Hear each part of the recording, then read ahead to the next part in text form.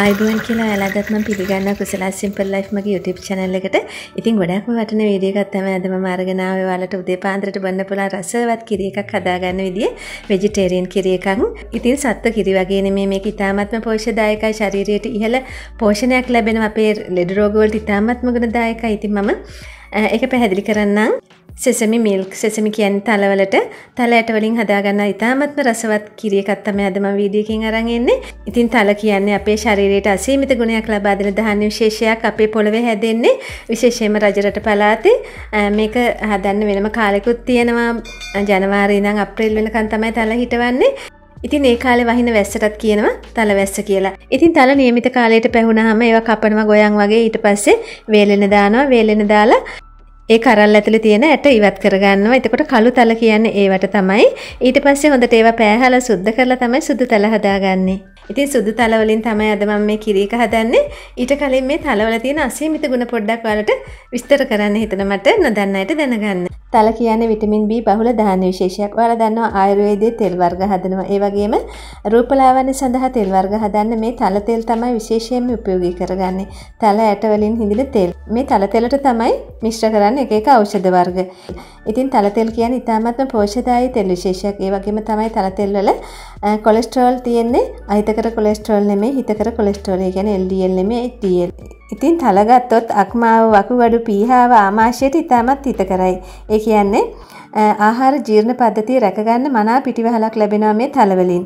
බඩවැල් වල චලනය වැඩි කිරීමෙන් මනා ආහාර ජීර්ණ පද්ධතිය පවත්වා ගන්න උපයෝගී වෙනවා. ඒ වගේම තමයි මිග්‍රේන් තියෙන අයට, කොලෙස්ටරෝල් තියෙන අයට, දියවැඩියාව තියෙන අයට, ස්නායු ආබාධ තියෙන අයට, සන්ධිගත රෝග, නහරගත රෝග තියෙන අයට ඉතාමත්ම හිතකරයි. අහිතකර කොලෙස්ටරෝල් ඒ කියන්නේ LDL, HDL හිතකර කොලෙස්ටරෝල් බවට පත් කරනවා. මල් බද්ධයට ඉතාමත්ම ගුණදායකයි. ඒ වගේම තමයි PNS සෙම් අමාරු වලටත් හොඳයි. මේකේ තියෙන තවත් විශේෂී ගුණාංගයක් තමයි මව්කිරි වඩවනවා. ඉතින් සමහර දේවල් තියෙනවා ගර්භණී මව්වරුන්ට හොඳ නැහැ. නමුත් කිසිම බයක් නැතුව දෙන්න පුළුවන් මේ තල ගර්භණී මව්වරුන්ට ආහාරයට ගන්න පුළුවන්. අද මම හදන විදිහට මේ කිරි එක හදලා බොන්න පුළුවන්. ඉතින් ඒ වගේම තමයි කුඩා දරුවන්ගේ ප්‍රෝටීන් අවශ්‍යතාවය සපුරා ගන්න ඉතාමත්ම හොඳ ධාන්‍ය විශේෂයක් තමයි මේ තල කියන්නේ.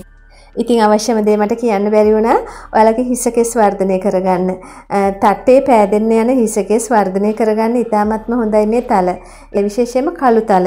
සුද්ධ කරන්නේ නැති කළු තල තියනවා ගන්න කඩේ පිරිසිදු කරලා සෝදලා අවුවට දාලා වේලලා අරගෙන බෝතලයකට දාලා වහලා තියලා ඔයාලට තේ හැඳි දෙක තුනක් දවසකට කාලා වතුර ටිකක් බොනවා නම් හැමදාම ඔයාලගේ කෙස් ඉතාමත්ම නිරෝගීව හැදෙනවා. ඒ වගේම කෙස් යන එක අඩු වෙනවා. ඉතින් තල වලින් අපි කැවිලි වර්ග හදනවා. ඒක කවුරුත් දන්නවා. කුළු බඩු වලට විශේෂයෙන්ම රසකාරකයක් විදිහට විදේශ රටවල පවා මේක ගන්නවා. නමුත් තල වලින් ඉතාමත්ම රසට කිරි එකක් මේ විදිහට හදා ගන්න පුළුවන්. ඇත්තටම මේකේ තියෙන විශේෂත්වය තමයි මේ ಗುಣ වගේම ඉතාමත්ම රසයි මේ කිරි එක. ඔයාලට බොන්න පුළුවන් ඉතාමත්ම ප්‍රියජනක රසක් තමයි එන්නේ. ඉතින් අපි යමු මේ කිරි එක හදාගන්නේ කොහොමද කියලා බලන්න. ඉතින් මම මෙතන අරන් තියෙනවා මේ තල සුදු ඒවා. ඊට පස්සේ මම මේකේ මෙසැඳි තුනක් මේ විදිහට අරගන්නවා. අපිට තල ටික බෙද ගන්න ඕනේ. මම මේ හදන්නේ ලොකු වීදුරුවකින් එකක්. සාමාන්‍යයෙන් මේ ප්‍රමාණය ගත්තාම පොඩි මග් එකකින් වගේ දෙන්නෙකුට ඇති වෙනවා. ඊට පස්සේ මේ තල මේ සැඳි තුන මම මේ විදිහට ටිකක් ලාගින්නේ බෙද ගන්නවා. මේ විදිහට කලවම් කර කර ලාද උඹුරු පාටනකම් බෙද ගන්න ඕනේ. ඉතින් මේ කිරි එකේ ලස්සන කිරිතේ පාටක් ආවේ මේ බෙදපු හින්දා. ඉතින් ඔයාලට කියන්න බැරි වුණ දෙයක් තියෙනවා තල තෙල් ගැන. ඔයාලා කෑම හදද්දී ඒ කියන්නේ ආහාර පිසිනකොට තෙම්පරාදු කරනකොට විවිධ දේවල් බදිනකොට උනත් තල තෙල් පාවිච්චි කරනවා නම් ඉතාමත්ම ගුණදායකයි. ඒ වගේම තමයි ගොඩක් ලෙඩ රෝග වලින් මිදෙන්න පුළුවන්.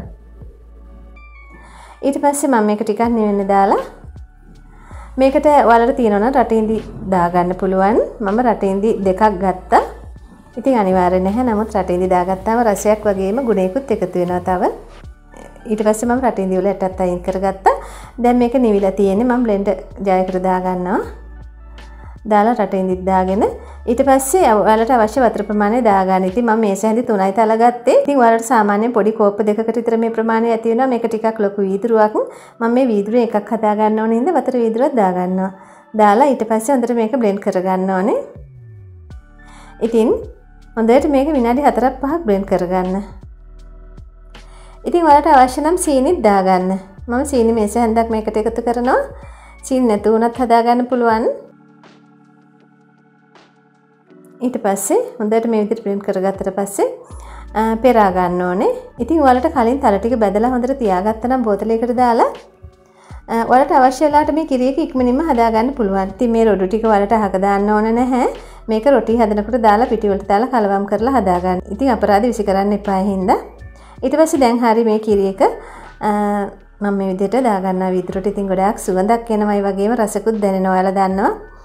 තල කියන්නේ ගොඩක් රසයි. රස දෙයක්.